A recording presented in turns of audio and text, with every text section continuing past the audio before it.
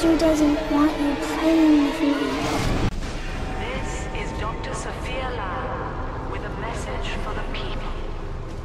Remember, you are not alone. So when Andrew Ryan founded Rapture Under the Sea, he at first thought the best and the brightest, and then he thought, as long as they think like me. At first, it was great.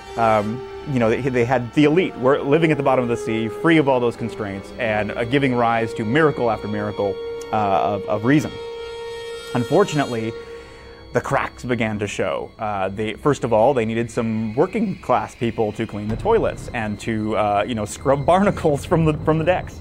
Beyond that, he was so full of pride, so interested in bringing down the best of the best, that when a problem would emerge, such as, gosh, you've got people trapped in a leaky city under the sea and they can't leave, just signs of stress began to appear in his beloved populace. And so Dr. Sophia Lamb, a clinical psychiatrist, was invited down specifically to help quell these concerns they had about utopian life.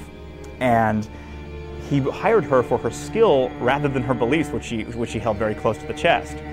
And only when Lamb arrived did it become clear what she actually believed in, and she began to sort of spread these tendrils of thought, faith mostly, out into the disenfranchised of Rapture.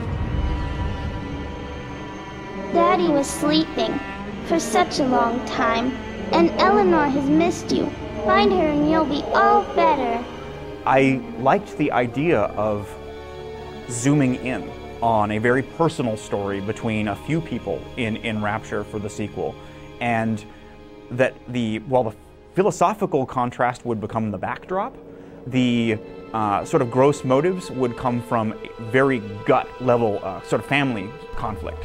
That's how we came to the player's central motives. And so the player is this subject delta, this former Big Daddy who has now been, for some reason, awakened, has retained his free will, and is crossing the city to find his former little sister.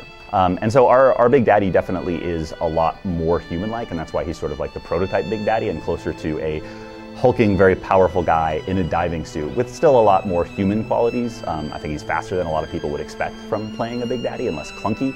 The player comes into conflict with Sophia Lamb primarily because his former little sister is sort of promising him escape from the city.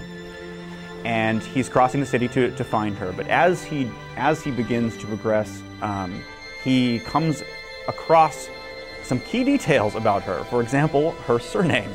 Her surname is Lamb, and she is connected on a very personal level to Dr. Sophia Lamb. Exactly how is one of the mysteries that you sort of unravel as you're making your way towards Fontaine Futuristics on the other side of the city. But Eleanor Lamb has a special role.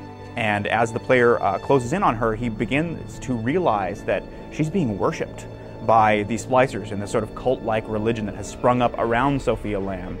As he begins to pry Lamb's fingers loose from different parts of Rapture, he learns more about Eleanor's role in the coming rebirth. And gameplay, we kept coming back to fluidity and immediacy.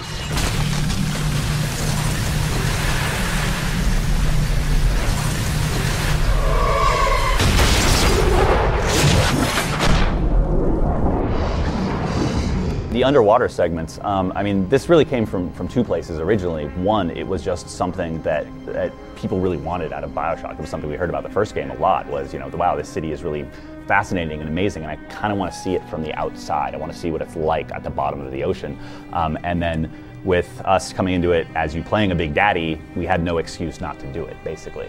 And so what it gave us is a really strong tool for gameplay pacing, because the underwater sections are sort of mysterious and beautiful and a lot more low-key, and they give us a chance to sort of deliver a different kind of atmosphere, because indoors in BioShock is just always so tense. There's always something around the next corner, there's always a splicer, there's always some danger, and giving the players some downtime, a place where they actually know they're safe and can kind of soak up the beauty of the world and the wonder of there being this amazing city at the bottom of the ocean. On the topic of the people who have played BioShock 1 and feel like they've sort of been there and done that, Those guys are the people who keep us up at night. We want to please them, and we have worked very, very hard across multiple studios to make sure that Rapture has fresh mysteries for them, that they're not going to be able to see the surprises of the game coming.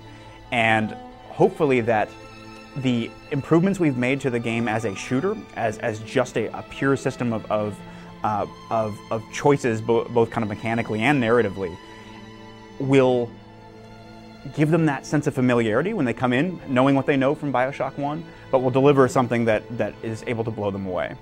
BioShock 2 is coming out February 9th, 2010.